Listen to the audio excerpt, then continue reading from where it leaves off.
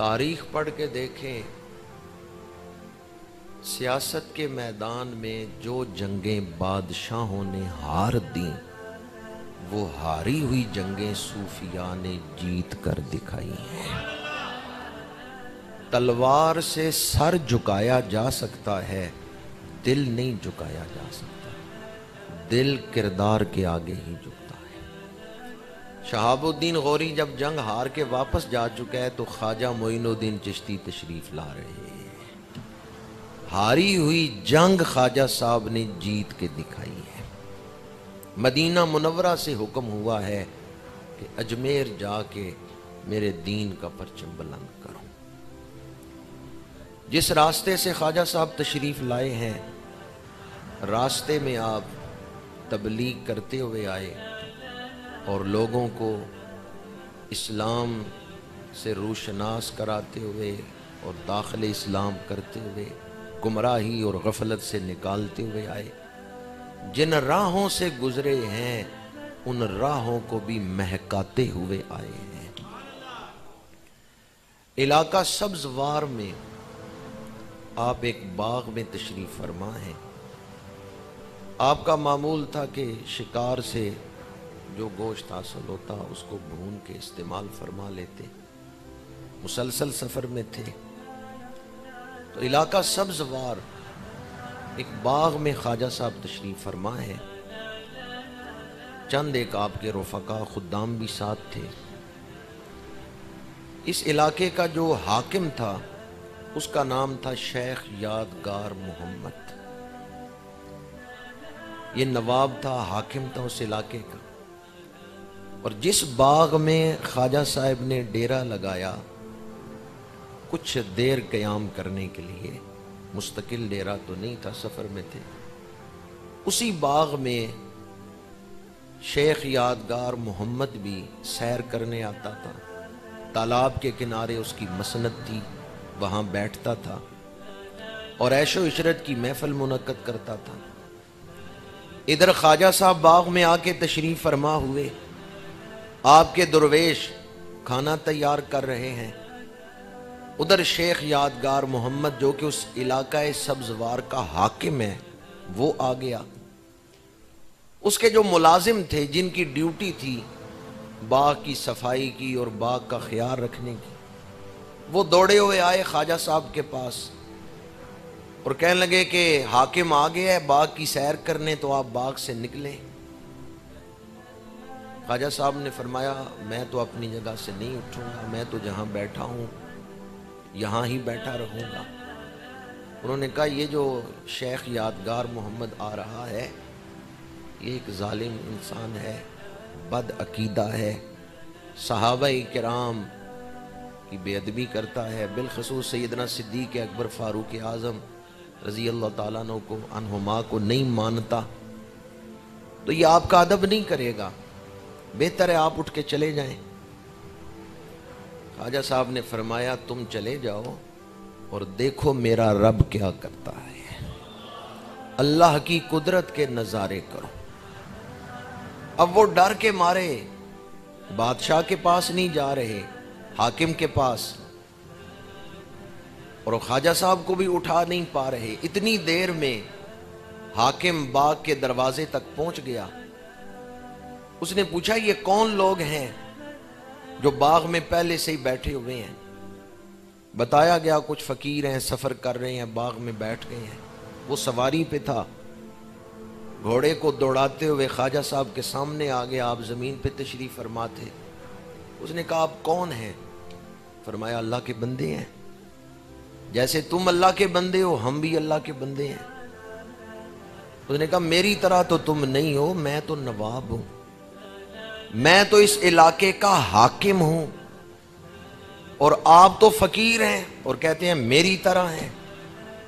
آپ نے فرمایا تم ظاہراً حاکم ہو، ہمیں بھی مدینے والے نے حکومت ہی دے کے بھیجا ہے، ہمیں بھی خالی ہاتھ نہیں بھیجا۔ اس کو بات سمجھ نہیں آئی، وہ سواری پہ ہی بیٹھا ہے اور زبان چلا رہا ہے۔ خواجہ صاحب نے اس کی طرف نگاہ فرمائی.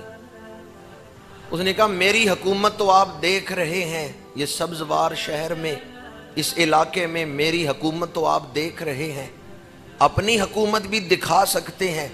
خواجہ صاحب نے نگاہ فرمائی ہے، وہ سواری سے نیچے گر پڑا. جو ہی سواری سے نیچے گرا ہے تو تڑپ رہا ہے. اس کے جو ملازم تھے، سپاہی تھے، وہ آگے بڑھے اس کو اٹھانے کے لیے. خواجہ صاحب نے فرمایا چھوڑ دو، یہ جسم اور روح کی جنگ ہے، اس میں رسول اللہ کے سپاہی ہی فتح یاب ہوں گے. یادگار محمد اٹھا تو آپ کے سامنے ہاتھ جوڑ کے کہنے لگا مجھے اپنی غلامی میں قبول کر لیں، میں آپ کی بیعت کرتا ہوں، مجھے اپنی بیعت عطا فرمائیں. خواجہ صاحب نے اس کو بیعت عطا کی، سلسلہ عالیہ میں داخل کیا. لیکن اس سے پہلے آپ نے فرمایا میں نے سنا ہے کہ تو صحابہ کرام کی بے ادبی کرتا ہے. اس نے کہا ہاں. آپ نے فرمایا جب تک توبہ نہیں کرو گے معین الدین تجھے قبول نہیں کرے گا. پہلے اسے توبہ کروائی، صحابہ کرام کی شان بیان کی اور اس سے توبہ کروائی. جب اس نے توبہ کر لی پھر آپ نے اسے اپنی بیعت میں قبول فرمایا. بیعت کے بعد خواجہ صاحب بھی ادھر لنگر تیار ہو چکا تھا. آپ نے تازہ وضو فرمایا، کھانا تناول فرمایا، اگلا سفر شروع کرنے لگے. وہ اب تک آپ کی خدمت میں ہی تھا. فرمایا شیخ یادگار محمد اب جاؤ تم اپنی حکومت چلاؤ. اس نے کہا کون سی حکومت؟ فرمایا یہ باغ تمہارا ہی ہے، اس علاقے کے تم نواب ہو، اب اپنے گھر جاؤ، ہم اپنے سفر پہ جا رہے ہیں. اس نے کہا کون سا گھر، کون سا باغ؟ نہ یہ باغ اب میرا ہے نہ گھر میرا ہے، جہاں آپ ہیں وہاں میں ہوں. اب میں آپ کا ساتھ نہیں چھوڑنے والا. نوابی چھوڑ دی ہے، حکومت چھوڑ دی ہے، باغ چھوڑ دیا ہے، اور آپ کے ساتھ غلام بن کے، درویش بن کے اس نے سفر کیا ہے.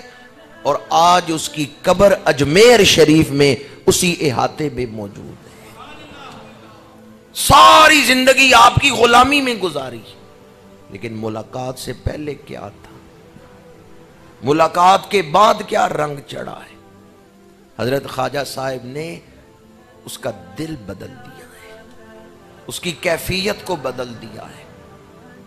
خواجہ صاحب نے فرمایا جاؤ گھر جاؤ. اس نے کہا کون سا گھر؟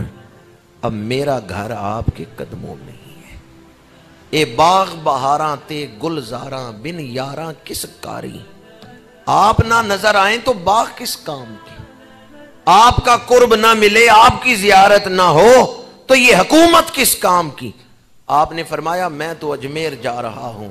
اس نے کہا جہاں آپ جائیں گے میں بھی آپ کے ساتھ ہی ہوں. تاریخ پڑھ کے دیکھیں، بادشاہوں نے تخت چھوڑ کر فقیری اختیار کی ہے، لیکن فقیروں نے فقر چھوڑ کے تخت نہیں پسند. تاریخ اٹھا کے دیکھ لیں کتنے بادشاہ ایسے ہیں جنہوں نے بادشاہی چھوڑ کے فقر اختیار کی. اجمیر شریف میں جو سجادگان ہیں ان کی دو قسمیں ہیں، ایک ہیں شیخ زادگان، ایک ہیں سید زادگان. جو شیخ زادگان ہیں یہ اسی شیخ یادگار محمد کی اولاد میں سے، وہ آج بھی اجمیر شریف میں ان کی اولاد موجود ہے. اور اس شیخ یادگار محمد سبزواری کا مزار وہ بھی اجمیر شریف میں. اگلے سفر میں خواجہ صاحب بدخشاں کے علاقے سے گزر رہے ہیں.